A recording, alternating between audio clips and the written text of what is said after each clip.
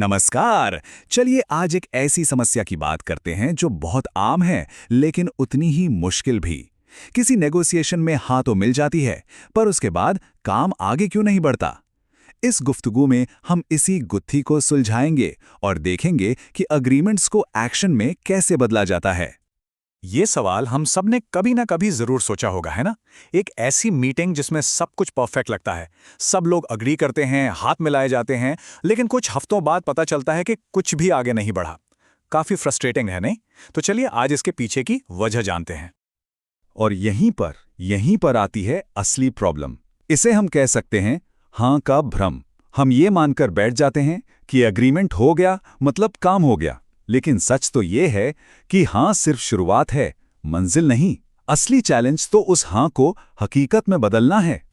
तो आखिर गलती होती कहाँ है? मशहूर नेगोशिएटर क्रिस वॉस कहते हैं कि ज्यादातर डील्स इन्हीं 3 वजहों से फेल हो जाती हैं। पहला, झूठे वादे। लोग हाँ तो बोल देते हैं, पर उसे पूरा करने का उनका कोई इरादा ही नहीं होता। दूसरा, अनक्लियर एक्सपेक्टेशंस, मतलब हर किसी के दिमाग में उस काम को लेकर एक अलग ही तस्वीर होती है। और तीसरा, हिडन ऑब्स्टिकल्स, यानी ऐसी रुकावटें जिन पर कभी बात ही नहीं हुई। ओके, तो प्रॉब्लम तो हम समझ गए, पर इसका सल्यूशन क्या है? अच्छी खबर यह है कि इसके लिए कुछ बहुत पावरफुल टूल्स हैं। ऐसे टूल्स जो सिर्फ हाँ नहीं बल्कि असली कमिटमेंट हासिल करने में मदद करते हैं। तो चलिए इन टूल्स को एक एक करके एक्सप्लोर करते हैं। हमारा पहला और शायद सबसे स्ट्रॉन्ग टूल है कैलिब्रेटेड क्वेश्चंस। देखिए, ये कोई आम सवाल नहीं है, ये कैसे और क्या से शुरू होने वाले स्ट्रैटेजिक क्वेश्चंस हैं। इनका मकसद ही ये है कि सामने वाले को सोचने पर और ये बताने पर मजबूर कर दें कि आखिर उनका प्लान ऑफ एक्शन है क्या। जरा इस एग्जाम्पल को देखिए, इससे पूरी बात क्लियर हो जाएगी। एक तरफ है एक कमजोर सवाल, क्या ये टाइम पर पूरा हो जाएगा? इसका जवाब क्या मिलेगा? ज्यादा से ज्यादा एक खोखला सा हाँ। पर दूसरी तरफ देखिए, एक मजबूत कैलिब्रेटेड क्वेश्चन, हम ये कैसे इंश्योर करेंगे कि हम डेडलाइन मिस न करें? फर्क देखिए, ये सवाल जवाब नहीं मांग रहा, ये एक प्लान मांग रहा है। यही भरोसे को एक्शन में बदलता है।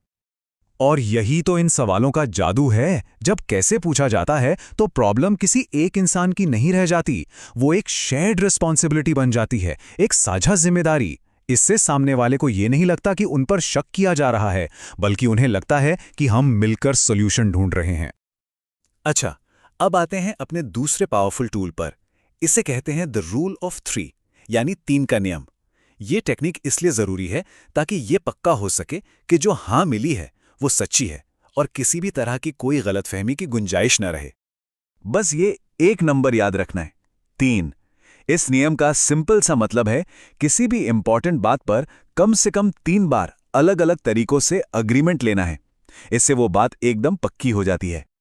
और इसको इस्तेमाल करना भी बहुत आसान है। स्टेप 1, पहले तो नॉर्मल तरीके से पहली हाँ हासिल करनी है। स्टेप 2, फिर थोड़ी देर बाद उनकी कही बात को अपने शब्दों में दोहराकर कंफर्म करना है, जैसे कि तो अगर मैं सही समझा तो प्लान ये है कि। और आखिर में स्टेप 3, एक कैलिब्रेटेड कैसे वाला सवाल पूछना है, जैसे हम इसे पूरा कैसे करेंगे। बस ये 3 स्टेप्स और असली एग्रीमेंट लॉक हो जाता है। इन टेक्निक्स का एक और बहुत बड़ा फायदा है, पता है क्या? ये एक तरह से सच का फिल्टर बन जाती हैं, वो भी बिना किसी झगड़े के। जो लोग सच में कमिटेड हैं वो प्लान बनाने में पूरा साथ देंगे, क्योंकि उनका और हमारा गोल एक ही है। लेकिन जो लोग सिर्फ बातें बना रहे हैं वो कैसे और क्या जैसे सवालों से हमेशा बचेंगे, और बस उनके असली इरादे सामने आ जाते हैं। और धोखे के संकेत क्या हैं? मतलब कैसे पहचाने कि सामने वाला सीरियस नहीं है? वो स्पेसिफिक बातें करने से बचेंगे, गोलमोल जवाब देंगे, वादे करेंगे, पर वो हमेशा वेग यानी अस्पष्ट होंगे। और जब भी एक सॉलिड प्लान बनाने की बात होगी वो टॉपिक ही चेंज कर देंगे। ये सारे रेड फ्लैग्स हैं जिनसे सावधान रहने की जरूरत है। तो इस पूरी चर्चा का निचोड़ क्या निकलता है? यही कि इन टूल्स का इस्तेमाल करके एक नेगोशिएटर सिर्फ एक अग्रीमेंट साइन नहीं करवाता, बल्कि वो सफल नतीजों का आर्किटेक्ट यानी एक वास्तुकार बन जाता है। असली मकसद सिर्फ हाँ सुनना नहीं है, उससे आगे बढ़ना है। ये कोट इस पूरे विश्लेषण का सार है। बातचीत हाँ पर खत्म नहीं होती। एक सफल वार्ताकार स्पष्टता को आकार देता है और अमल की तरफ एक विश्वसनीय रास्ता सुरक्षित करता है। कितनी गहरी बात है। एक ग्रेट नेगोशिएटर जानता है कि असली जीत तभी है जब बातों पर अमल हो। वो क्लैरिटी लाता है, और ये एंश्योर करता है कि उस काम को पूरा करने का एक रिलायबल रास्ता तैयार हो। तो अगली बार जब कोई अग्रीमेंट हो तो सिर्फ हाँ पर मत रुकिए। ये सोचिए कि उस हाँ को हकीकत में कैसे बदलना है। सवाल यह है कि अपने अगले समझौते में उस कैसे को कैसे सुरक्षित किया जाएगा। इस पर विचार जरूर कीजिएगा।